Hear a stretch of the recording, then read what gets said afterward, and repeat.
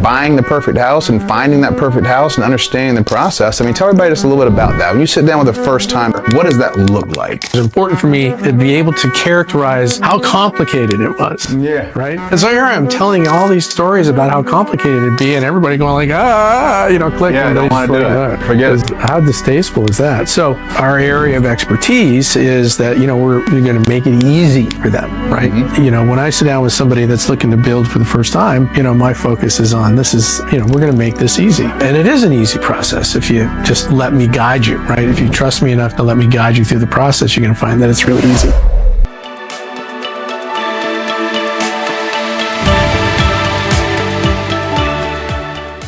Doing the real estate podcast today with Mr. Madison Toms, and today we're talking about real estate technology and what it's all about, and technology versus the human touch in real estate. You've been doing real estate now. How many years have you been doing real estate, Madison? 15 years. 15. How many years you've been? 14. 14 with Jeff Cook. That's funny. You were a lot of people don't know this, but you were agent number one. Agent number one 14 years ago. We've been doing it 14 years ago. That's great. Well, let's jump in and talk. First off, what made you 14 years ago say, hey, I want to jump in and do real estate, with you, and what's your background? Well, from a background point of view, I was in the hotel business forever, basically, since the age of 15. It's how do you do one thing for your entire life? Sort of what, the wall I ran up against, I just wanted to do something different. And I wanted to stay here. In the Charleston area. So friends and acquaintances had gotten into the business and were having great success. I mean, that was the heyday in the 90s, where there were a lot of people killing it in real estate. Right. So, I decided to make the change. And I talked to a lot of different real estate companies. I actually started working with Carolina One just because a friend of mine worked there and said, here's the guy to go talk to them. And I got into the new homes section of it. Mm-hmm. Quickly realized though that I did not want to be working on site.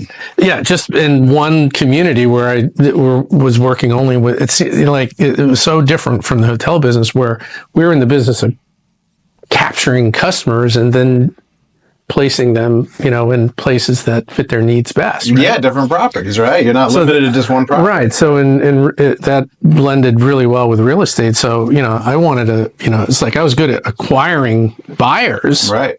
Right. But if that neighborhood didn't work for them, they were gone, basically out of my loop. But, the idea of getting into the general aspect of real estate seemed to make the most sense to me, and just match them up to the places that met their needs. Yeah. Right? So you instead of selling, hey, I got these 20 houses behind me, buy one of those or don't buy. Now you can say, hey, I got that 20, and I got all these other houses everywhere in these other neighborhoods. You can help them with whatever. That's really the difference there. And it becomes, both are not real estate, but relationship based, but even more so in the general aspect. For sure. I think. Absolutely. So I'm assuming that meeting starts, a little different level, and then that's interesting because that plays right into the technology that we have today. Correct. Of how do we acquire our clients, walk us through that. So the decision to go with Jeff Cook, mm-hmm. at that stage was based on the technology. Even, those were early days and lead generation systems and all of that. But I was talking to all these other real estate companies and they go, we're still in the index card world, little canisters and 3x5s. Yeah. the old Rolodex. Yeah. And, I forget what the system we had. Tiger leads. Yeah. Tiger back in the day. And, I was like, oh, okay.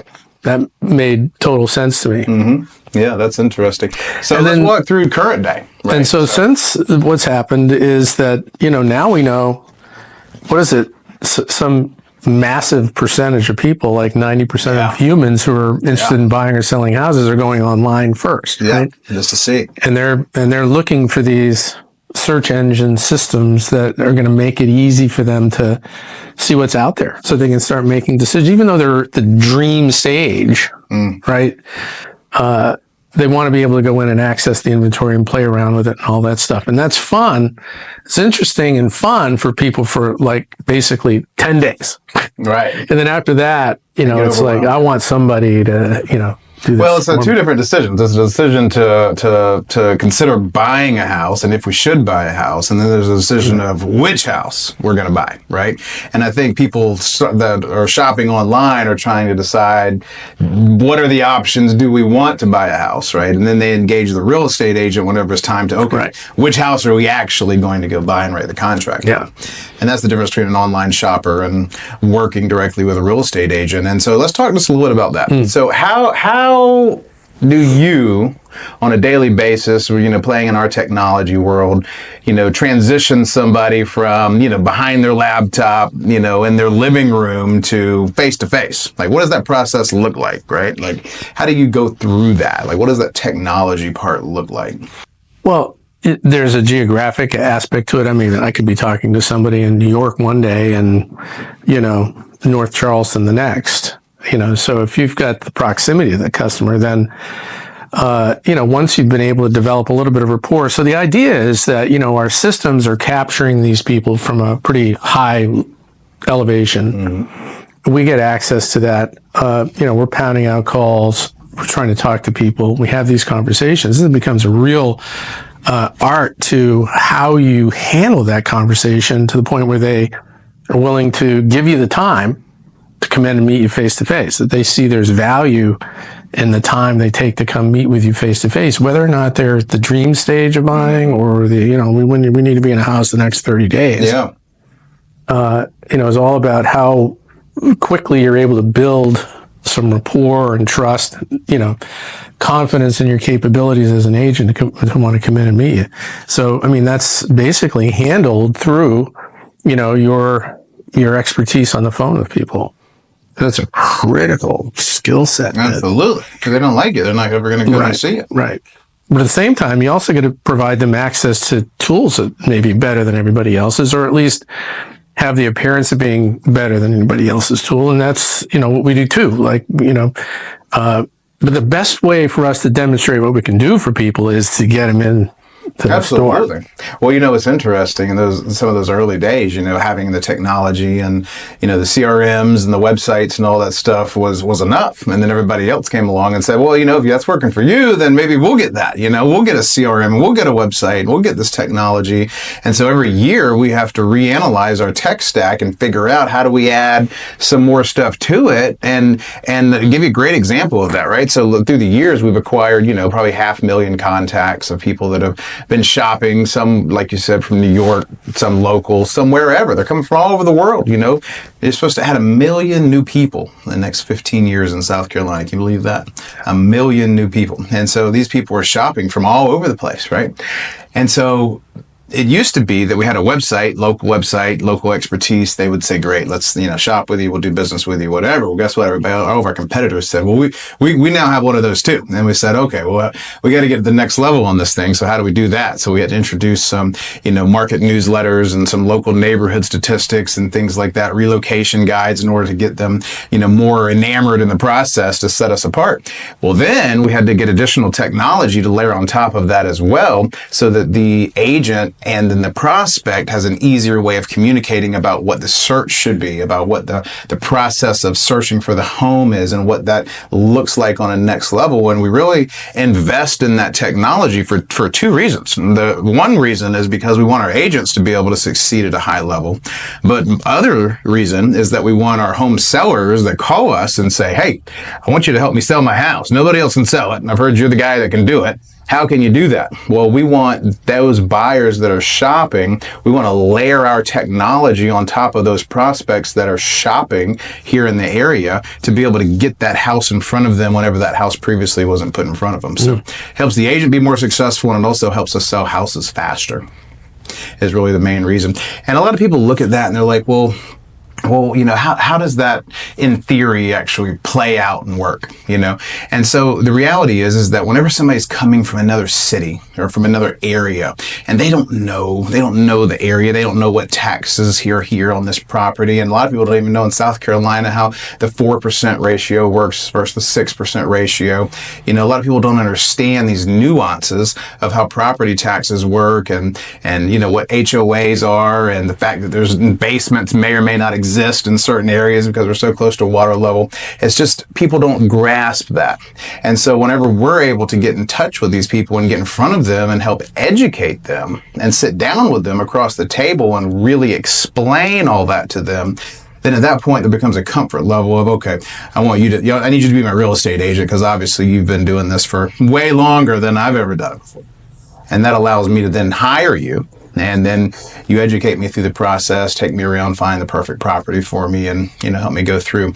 And so that's really a great example of the technology coming full fruition to help the buyer become more successful. And if the buyer becomes more successful, then the seller that has a home to sell, they get that home sold faster, so they don't risk missing out on the house they want to go buy.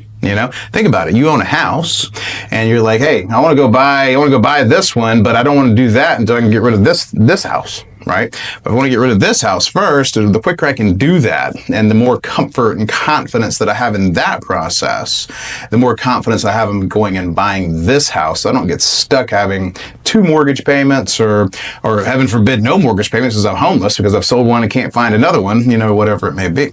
So it really helps that transition level happens. And, I like to say whenever we go sit in front of a person that wants to sell a house and, the question is, well, what's different, Jeff? What's different about you and your company? Well, the main difference is this. Whenever you're selling a house, if we put your house out on the market and start searching for buyers and start searching for people that are interested in buying, well, guess what? That's going to take 3, 6, 9 months for people to get out of their leases, get the job transfers, go through their relationship changes, and, buy based on that. So when we meet them, it's a lag process of 3, 6, 9 months. What's different about us is that we've been shopping for the buyer before the seller ever calls us. So we'll put homes for sale, mortgage programs for sale, opportunities for sale, relocation guides out there. The buyers raise their hand first and say, hey, when you have that perfect house come on the market, let us know, we're ready. So when Mr. Seller calls us up and says, hey, I want to sell my house, it's like, great, I've already got buyers in waiting, sitting on the sidelines waiting. So the minute that you put your house for sale with us, we'll bring those buyers in, right. We'll marry them up with you so that you can have confidence to go and buy your next property without having to worry about how long is this going to take 3, 6, 9 months down the road. Well, listen, the thing that is super powerful when you get to sit down with somebody, at the dining room table, and you talk about how we built our audience, our customer database over 15 years. 15 years, yeah. And the size of that thing, way ahead of everybody else. 528,000 people on that thing. Just way ahead of everybody else. Yeah, it's big. It helps our agents succeed and helps our clients succeed as well. It's a big thing. Have you played with this Chat GPT thing at all?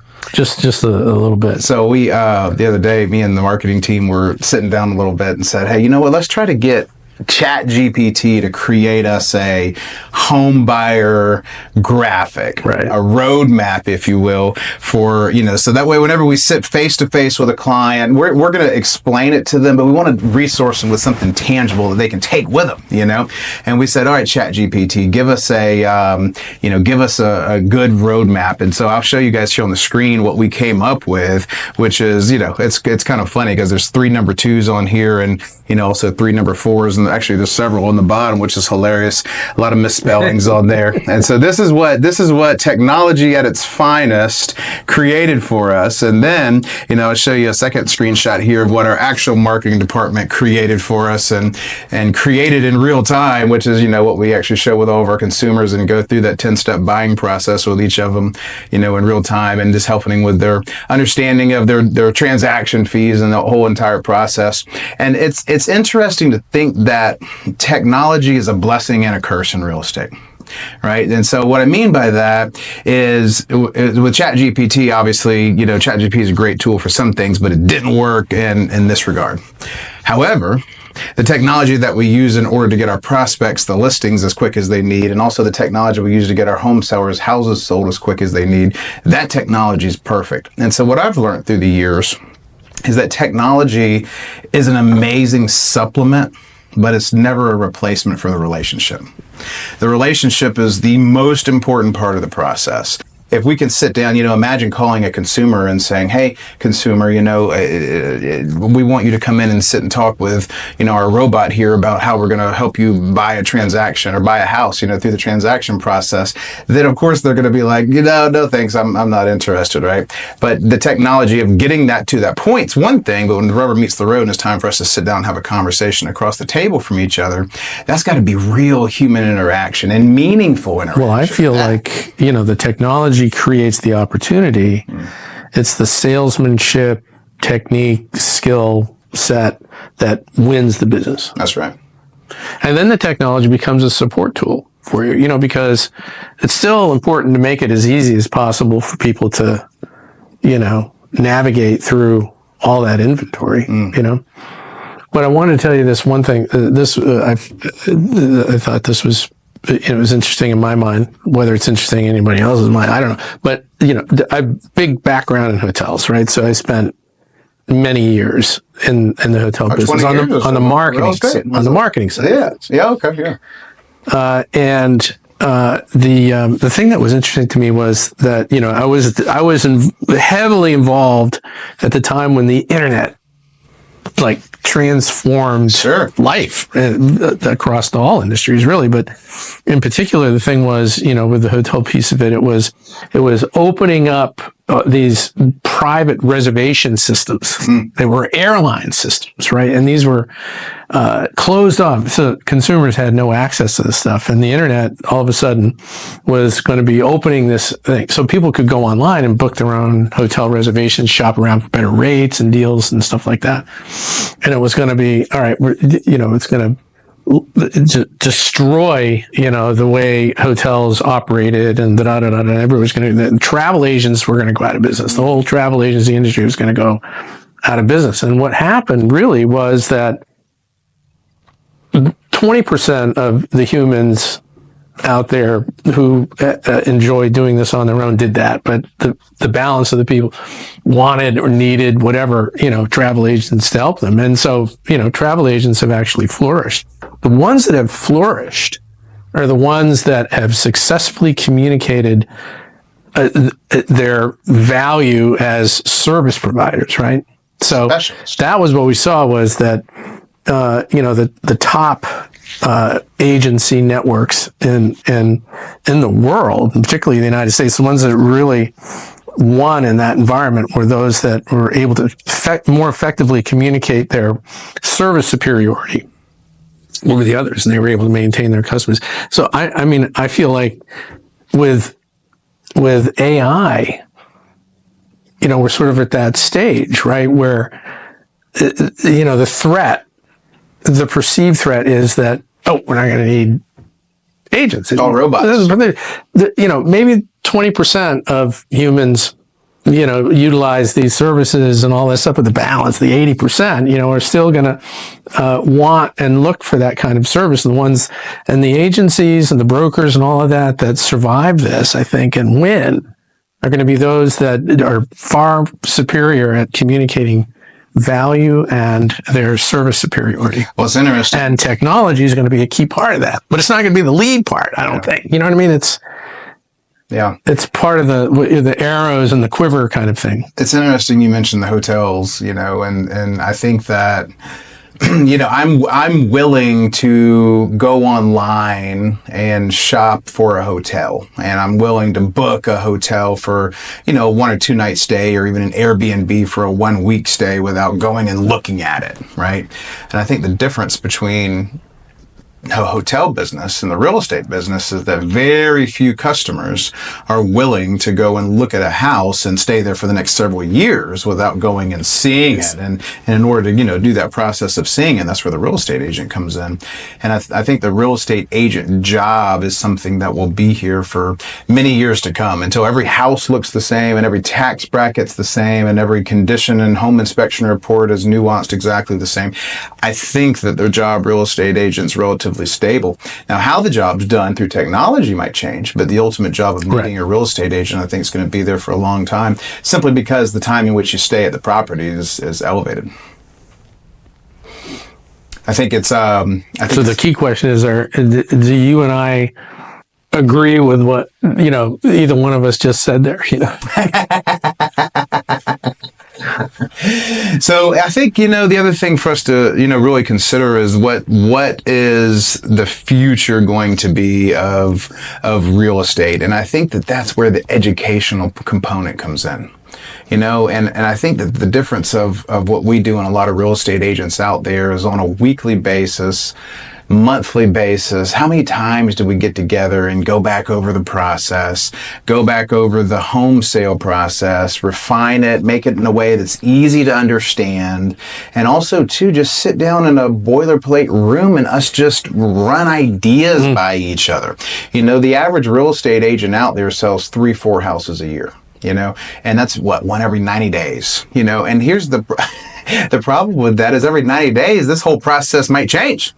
So whenever I do one house to the next house to the next house, if I'm an average real estate agent and I just don't get up to bat as often as I should, it doesn't matter how good of an agent I am, the bases have changed by the time it's time for me to run the plate. So the reality is that the thing that really intrigues me about us is whenever we incorporate this new technology to help consumers or clients or revamp what the roadmap looks like, it's us coming together in a conversation like this and in a group setting, doing our lunch and learns, doing our sales meetings, doing our strategy meetings on how can we best serve the consumer. And I think that educational component that we're all bought into, that's really what's going to keep us moving through the technology process of serving these consumers on a daily basis, I mean, how often... And being super proficient at, being able to manipulate that technology in a way that meets the needs of that particular customer, right? So, and that's practice and, utilizing all the tools. Well, I always tell people, I said, I watch these, people put out, well, we're the local expert, right? So we should be able to sell. Listen, if you need a GPS to know how you go from this neighborhood to this neighborhood, you may not be the local expert. You know what I mean? If you don't know whether this house exists, right? Like if that's the first time you've ever been into this neighborhood, you may not be the local expert of that neighborhood. And so just constantly getting out and getting into these communities and these new construction communities and exploring and seeing what they offer. The other day, you put something out in our internal group about new construction. You think you were out at a community and, you said, this is by far the best community, dollar for dollar, toe-to-toe price that I have seen this whole year. How do you experience something like that? Like, what makes you think that's the one? Well, there were a couple of things that stood out. Number one, the architecture. And all the green engineering that they use in the construction was, to me, a pretty significant point of difference. And we're talking about the, $500,000-$600,000 category. But the other thing was that, unfortunately, what you see in a lot of these new construction communities is everybody's kissing the houses up as close as they can to one another. Yeah. And they're basically going in and just, clear cutting the entire acreage. Yeah, all the trees. Well, in this particular case, it's a historic, the land site in its most present use was a golf course that was defunct. So it was basically growing over. But originally it was a plantation, setup situation. And so there's some history there. But the way that, they adapted the land was interesting to me and different. There was a lot more sort of landscape and sort of longer view scenes that just seemed to be more appealing to me. Some of the greenery was still there. Yeah. Wasn't just... the rolling hills and trees and lakes and stuff like that, and the building around it. and what is a 90 home, ultimately going to be a 90 home community. So, the two, aspects that's what really stuck out to me. What percentage of your customers start looking for a home that is maybe a resale home that maybe has some age to it with a yard and all that, and ultimately settle to go with new construction? Yeah. So like when I first started out, it was like 90 resale, 10, new construction. Now I'd say it's running 50-50. Interesting. Half and half. What do you think? That's an inventory related issue? Part of that is for sure. It's not many resales. The dynamic of the marketplace too. So what we've seen over the last, 15, 20 years is just this influx, it's very interesting to, when you break down the catalysts for demand for real estate in Charleston, this is a very stratified market. You've got military, you've got corporate, you've got now an increasing retirement, community, people bailing out of Florida. There's lots, it's a multi-headed monster to that demand thing. And so, but also from a, manufacturing standpoint, right? So there's a lot of catalysts for growth, right? And so now you've got a lot of all the major home builder players in Charleston. A lot of them, yeah. Over the course of my career, I've just seen that, change significantly. Well, here in Berkeley County alone, it's projected, the next 10 or 12 years to grow almost 50%, which is in Dorchester, Charleston County, you can't do that. There's not any more land for that to happen. They're projected at 10%. At the same time, Berkeley County is projected at like 44 or 46%. I just feel like, a critical point of expertise, for real estate agents. I basically say this every day. I spent a lot of time with you here, recruiting, right, for the past 3 years. Recruiting new agents coming into this business. You got to be an expert in new construction. You got to know all of the new construction communities, all the builders, and you got to be able to, convey your ability to guide a buyer through the new home building process, right? Build trust, convey your degree of expertise and all of that. You gotta, and part of that is just understanding where they are, where all these communities are, where they're popping up, who the builders, what's the characteristic of those communities, and then being able to effectively communicate that. And I basically now am, my elevator pitch to people when I'm talking to customers is, I talk a lot about new construction, because I feel like eventually the conversation is going to go in that direction, right? Well, a lot of people don't think as a real estate agent that most consumers don't think a real estate agent can help them with new construction. I mean, they don't understand that the person, whenever you walk into a new construction community, right, and the people that greet you there, they're super nice. They'll show you around, but they work for the builder. They work for the guy that's writing them their paycheck every week, right? So they work for the guy that's on the other side of the curtain, and they don't understand that you're allowed to, without any extra cost to you, mind you, you're allowed to bring your real estate agent with you to represent you on buying that brand new community without having to worry about, hey, is the price the same or is it more? They don't change the price whether you have an agent or not. Right. Matter of fact, they've got the price built in for the agent. So if you don't bring your agent, you're paying for an agent you don't have one. Oh, and on top of this, there are some of these, communities where I know their goal is like they expect to land every single buyer that walks in that door. Right. You know what I mean? So like, well, you used to work in it.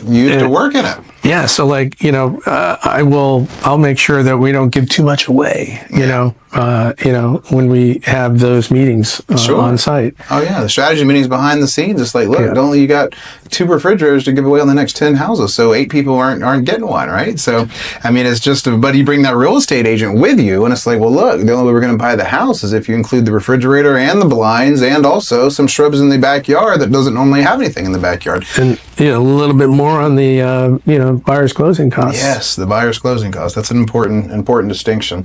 The financing world that we're in right now is a little bit of a interesting saga. We had this deal the other day that I was telling some people about earlier that, with our preferred lender. it's 3.5% of your down payment's financed. So if you go FHA, the whole down payment's financed into the deal. And with the way that the market is right now, the seller is willing to pay the closing costs. Most sellers out there will say, you give them a strong offer, they'll say, yeah, I'll pay your closing costs, no problem. So we just did a closing the other day where they financed in their down payment. Seller paid all of their closing costs. The only thing they brought to closing was like $750. That's all they brought to closing. So, which is unheard of in this market, Right. And used to, you'd have some of that. But the misconception by so many people out there is I've got to save up, $20, $30, $50, $100,000 in order to put, Dave Ramsey's infiltrated the 20% down saga for so many years that people officially believe that that's the only way, and the reality is think about this, if 3, 4, 5 years ago, if I had, say, a good 5% to put down, but I didn't have 20%, so I didn't take action, and now I've got 20%, so I buy today versus having bought 3 or 4 years ago. Well, 3 or 4 years ago, that house is now doubled in price, and the interest rate that I would have locked in then is better than what it is today. So if I would have waited until I had my full down payment before I took action, I'd be paying twice as much for the house and I would have a higher interest rate.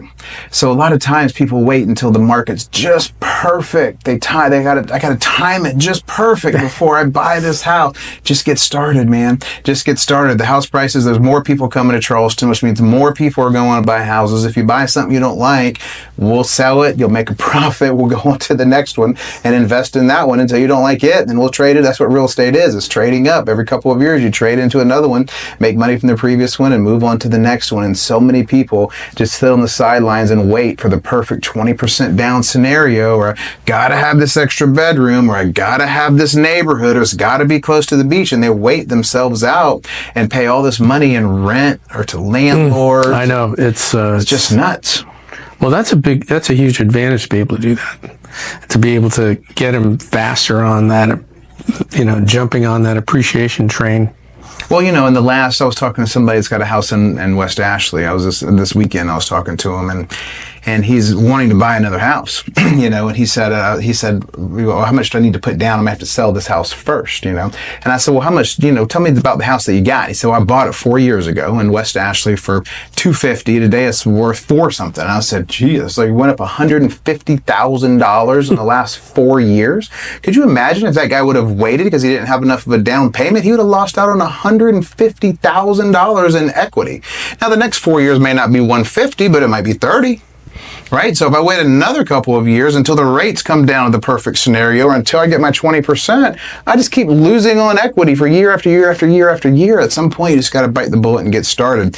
And that's really what our first time kind of home buyer program is, right? And so, we love working with first time home buyers. I think that's just educating them through the process. This entire roadmap that we have laid out for a home buyer, getting into, buying the perfect house and finding that perfect house and understanding the process. I mean, tell everybody just a little bit about that. When you sit down with a first-time buyer, what does that look like? Well, I'll tell you, what I learned from the beginning until now. When I first started in this business, I don't know how I came, this is just in my mind, I came up with it somehow or another. It was important for me to be able to characterize how complicated it was. Yeah. Right? And so here I am telling all these, stories about how complicated it'd be, and everybody going like, clicking. Yeah, I don't want to do it. Forget it. How distasteful is that? So, so our area of expertise is that, we're going to make it easy for them, right? Mm-hmm. When I sit down with somebody that's looking to build for the first time, my focus is on this is, we're going to make this easy, and it is an easy process if you just let me guide you, right? If you trust me enough to let me guide you through the process, you're going to find that it's really easy.